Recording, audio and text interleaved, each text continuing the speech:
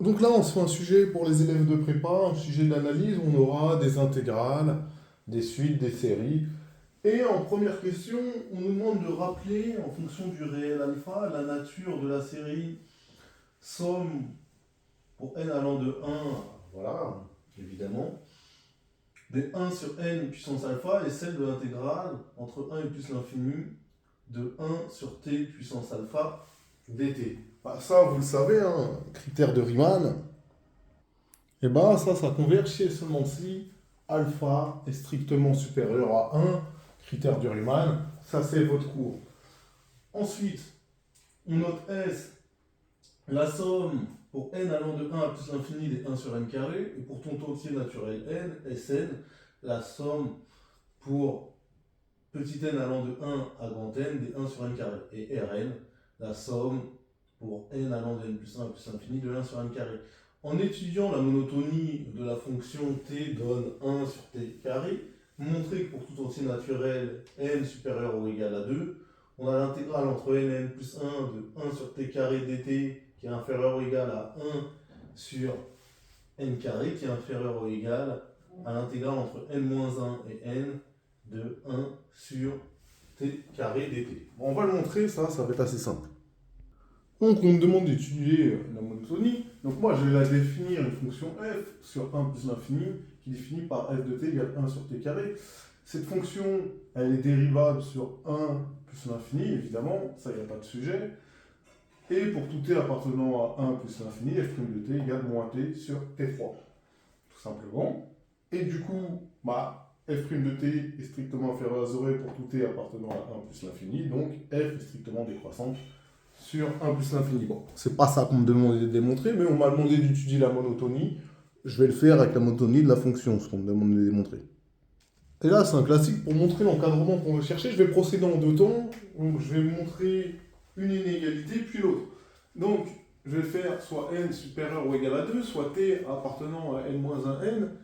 Là, ça voudrait dire que j'ai évidemment t qui est inférieur à n.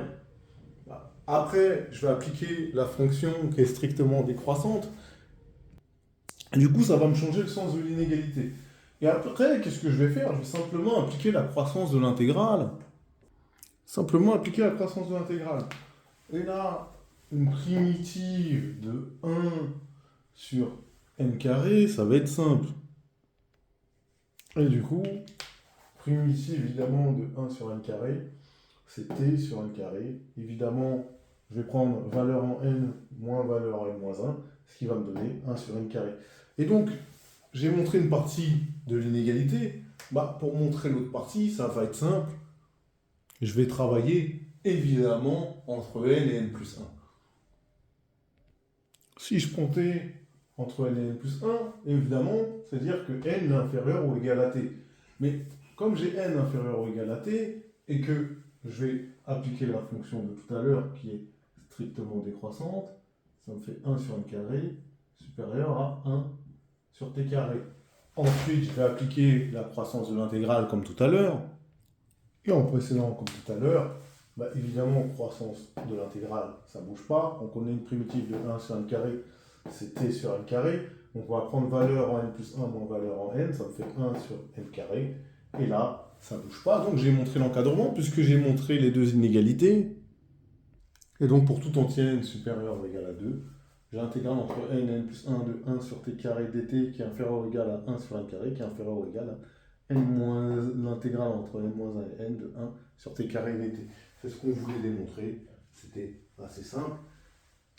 Ensuite, qu'est-ce qu'on me demande? On déduire que pour tout entier naturel non nul, on a Rn qui est compris entre 1 sur n plus 1 et 1 sur n. Donc ça, c'est le bal des artistes.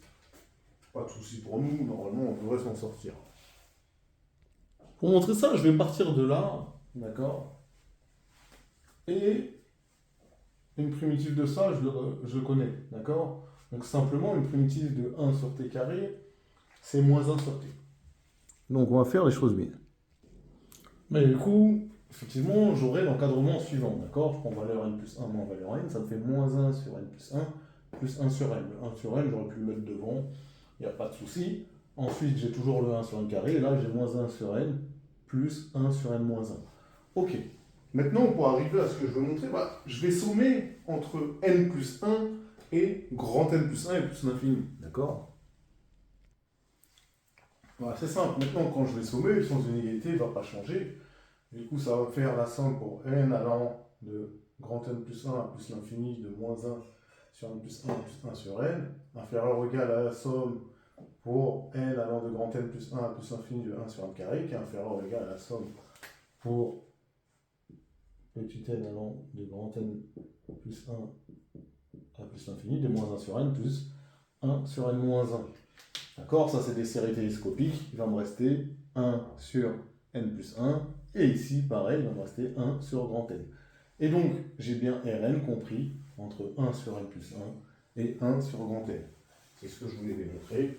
C'est assez simple. Ensuite, on nous demande de déterminer un entier N0 tel que, pour tout n supérieur ou égal à N0, valeur absolue de Sn-S est inférieure à 10-3. Donc déjà, on va regarder ce que c'est valeur absolue de Sn-S. Ok, la valeur absolue de Sn-S, c'est Rn, d'accord? Pourquoi? Parce que quand vous le calculez, ça vous fait moins la somme pour n allant de n plus 1 à plus l'infini de 1 sur n carré. Comme je prends la valeur absolue, ça, le moins, il disparaît. C'est simplement Rn. Voilà, il faut savoir faire le lien ensuite avec les questions précédentes.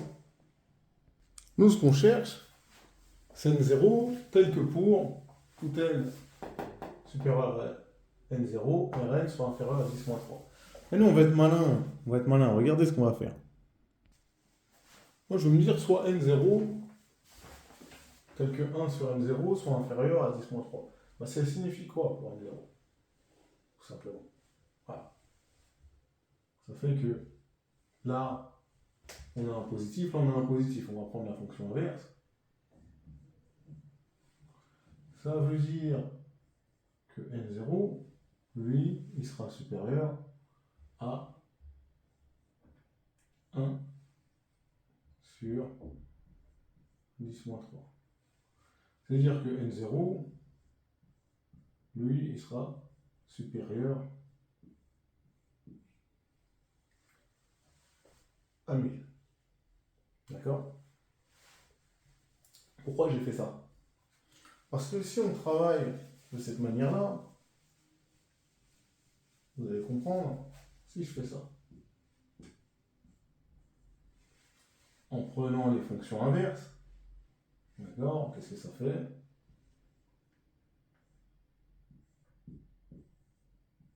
N supérieur à N0,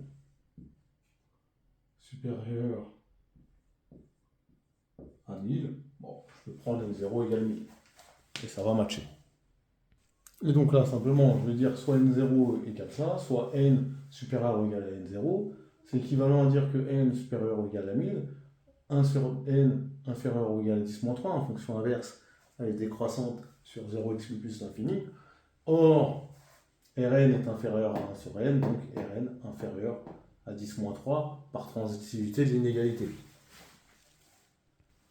Par la suite, on nous invente un Tn, d'accord, tel que pour tout entier naturel, grand N non nul, Tn égale Sn plus 1 sur n plus 1. Et on nous demande de démontrer que valeur absolue de Tn-S inférieure ou égale à 1 sur n carré. Je pense que n'importe qui sait le faire, ça. Bon, avant de montrer l'inégalité, je vais rappeler deux résultats préalables. Donc si j'ai n qui appartient à une étoile, vous êtes d'accord avec moi que 1 sur n plus 1 inférieur ou égal à 1 sur n. D'accord? Ça, il n'y a pas de sujet à mon avis pour vous. Donc quand on va multiplier de chaque côté par 1 sur n, qui est un nombre positif, ça me fait 1 sur n facteur de n plus 1, ça sera inférieur à 1 sur n carré. D'accord? Ce résultat, mémorisez-le. Pourquoi? On verra après. Et par ailleurs, Tn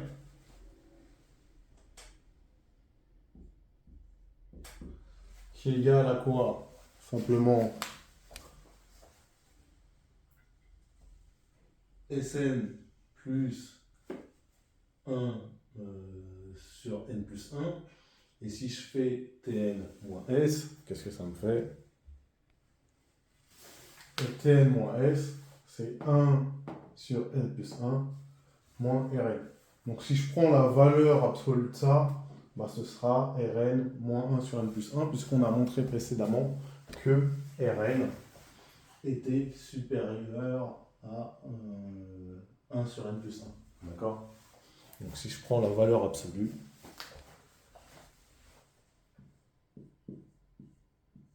de Tn moins S, ce sera Rn moins 1 sur n plus 1. D'accord? Bon. Ça, c'est parce que on a vu que 1 sur n plus 1 inférieur ou égal à Rn. Ok. Maintenant qu'on a dit ça, c'est cool. Et donc là, je vais repartir des inégalités que j'ai démontrées précédemment. Et qu'est-ce que je vais faire intelligemment? Moi, qu'est-ce que je vais faire? Bah, je vais soustraire 1 sur n plus 1 de chaque côté. Pourquoi? Bah, vous allez bien comprendre. Bah, ici, ça me fait 0. Et ça, qu'est-ce que j'ai dit tout à l'heure? Que c'était la valeur absolue de Tn moins S. Bah, on est plutôt bien. Et là, j'ai juste à mettre au même dénominateur. Donc ça me fait n facteur de n plus 1. Et là, ça me fait n plus 1 moins n. Bon. N plus 1 moins n, ça me fait évidemment 1 sur n facteur de n plus 1. Et ça, j'ai dit que c'était inférieur à 1 sur n carré. Or,